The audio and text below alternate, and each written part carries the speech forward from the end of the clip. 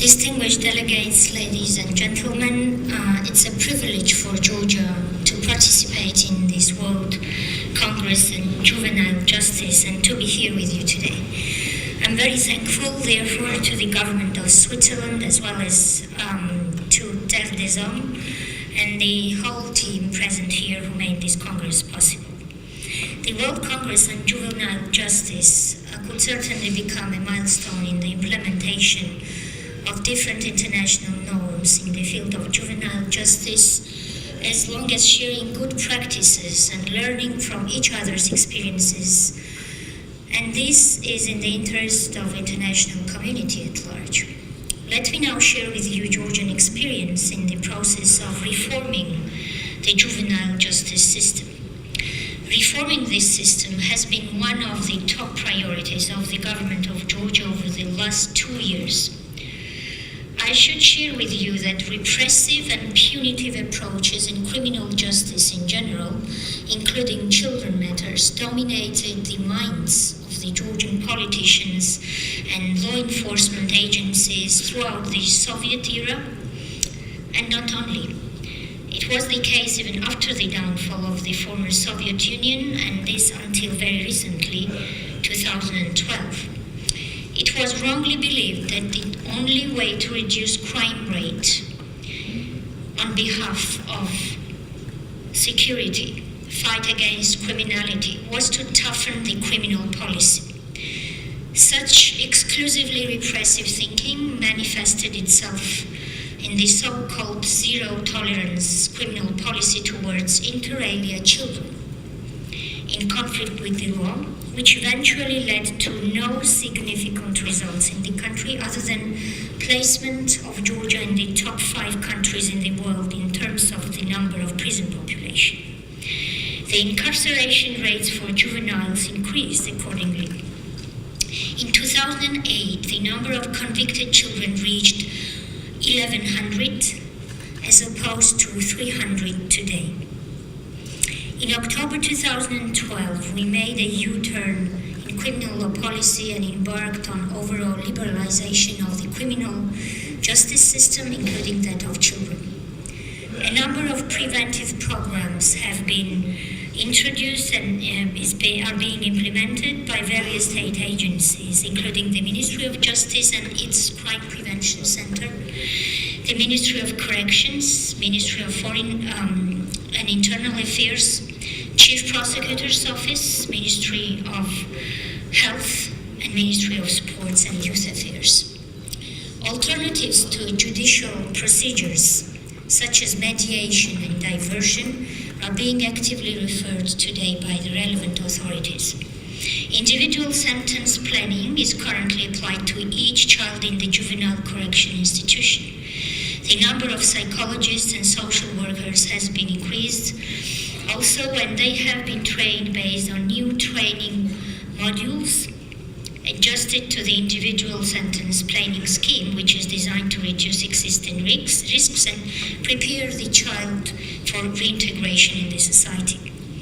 Currently, each child convicted has an access to education, sport, social and professional skills development programs, and the majority of them are taking part in vocational training courses and sports activities held in juvenile rehabilitation establishment. Some drastic changes to the criminal procedure code, leading to real adversarial trial, transparency and equality of arms, were also enacted last year as required by Article 6 of the European Convention on Human Rights.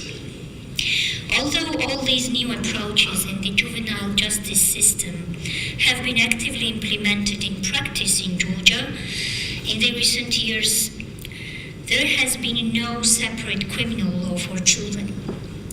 That's the reason for which the topic of my speech today is the Juvenile Justice Brand New Code, which has just been drafted with the help of different partners.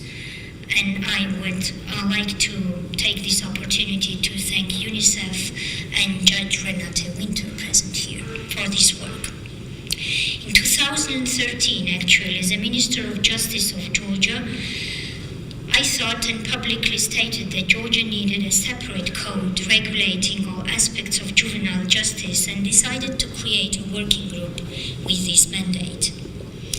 As mentioned, the Ministry of Justice, in cooperation with European Union and UNICEF, have just finished to draft the new code, and a number of important international instruments regulating juvenile issues were taken into consideration in this process.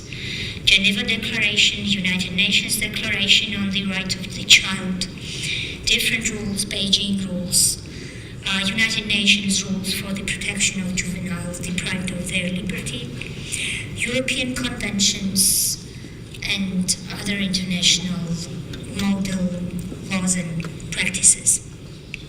It's noteworthy that the existing criminal law in Georgia, to a certain extent, it's true, does provide some specific approach for juvenile offenders. However, international standards are much higher, and existence of a single legislative act on juvenile justice is undeniably necessary. As we all know, a single juvenile justice law simplifies matters by enabling all role players involved in the juvenile justice process, such as the police, prosecutors, judges, legal aid providers, financed by the state budget, professionals working with children and the general public, to find, read and understand one comprehensive piece of legislation rather than a number of different pieces of various laws.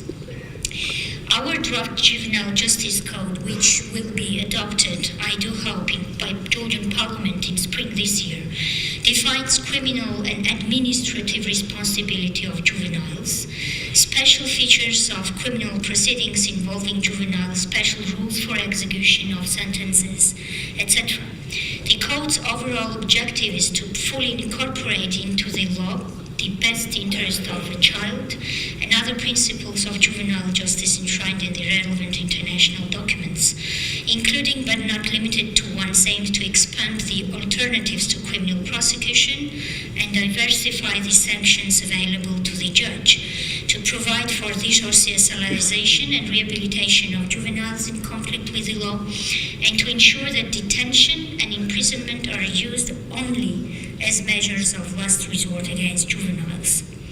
The Code also aims to protect juvenile victims and witnesses, and at the same time to prevent reoffending and protect public order in the process of administration of justice. The key principles are as follows. First of all, the best interests of a juvenile shall be considered.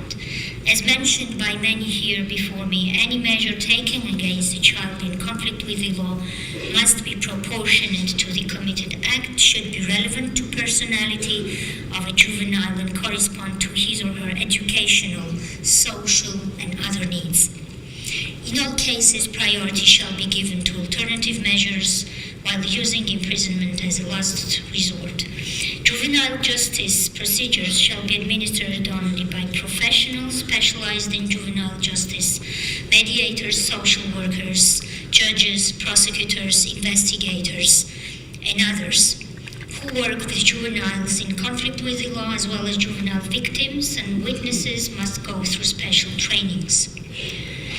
Participation of a juvenile at any stage of legal proceedings will be guaranteed by law, and juvenile justice procedure will be conducted without any unjustified delay, and time limits under the Juvenile Justice Code are much shorter than in the adults, so-called the adults criminal code. In any decision-making process, an individual approach will be applied to each child. This means that individual circumstances of the child, such as age, level of development, conditions of his or her life, upbringing and development, education, state of health, family situation, and other individual circumstances which allow evaluation of personality, behavioral features of the child, and determination of his or her needs shall be taken into consideration. In addition, apart from refining and accumulating provisions on juveniles from the various legislative acts of Georgia, the draft code also provides some brand new approaches for us, such as applying the code Juvenile Justice Code to administrative offences, introducing the notion of young adult offenders, and immediate expungement of criminal record in accordance with European rules. In accordance with these standards, the draft code proposes, for instance, that the criminal record for the child is expunged from the moment the sentence is executed. Article 12 of the draft code guarantees the right to privacy of a juvenile at any stage of justice proceedings, and the information about criminal record of the child should be considered as confidential, and personal data of juveniles should not be disclosed or published in any way. This confidentiality principle has a vital importance for effectiveness of a resocialization rehabilitation process and for assisting the person to reintegrate with the society as a valuable member, allowing them the chance to forget. But by contrast, disclosing information on a juvenile's criminal record can create serious difficulties for a juvenile in terms of starting a new life, finding a job, for instance. As a result, it creates a risk of reoccurrence of a crime and stigmatization. Hence, keeping juveniles' criminal record confidential is in the interest of the community in general as well. In conclusion, I should underline once again that repressive and punitive approaches in the criminal justice in Georgia, including in juvenile matters, dominated our minds since the Soviet rule and until very recently, 2012. But the present Georgian government's policies, strategies and action plans in criminal law, including children, are aimed at the liberalization of criminal law in practice and to show that fighting criminality can also be about prevention of crime. And their policies focus have been shifted to prevention, early intervention and rehabilitation. In recent years, a number of preventive programs have been implemented by various state agencies in close cooperation with international and local partners. In addition, substantial attention was paid, as I mentioned in the beginning, on non-legal alternatives for judicial procedures such as diversion and mediation. Diversion has been in use for 4 years now in Georgia, and during the last 2 years, 300 children were diverted a year, which is 51% of offender children, as opposed to 80 children in 2011, and this figure is growing with years.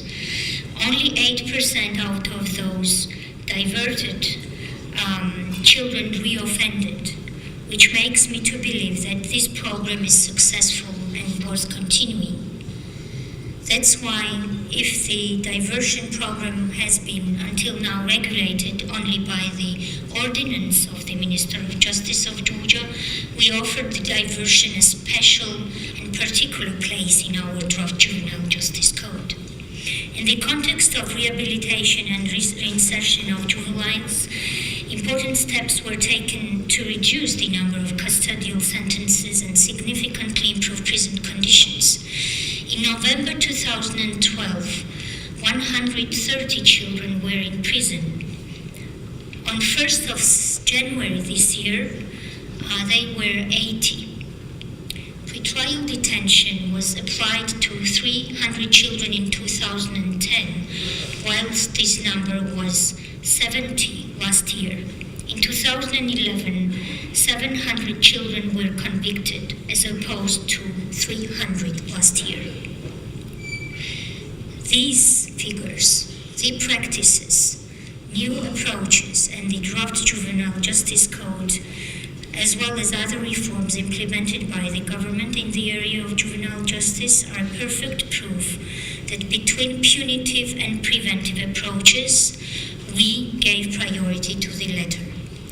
Our government and the Ministry of Justice of Georgia remain convinced that this approach will positively affect juvenile justice system at large and prove to be an effective policy in the following years.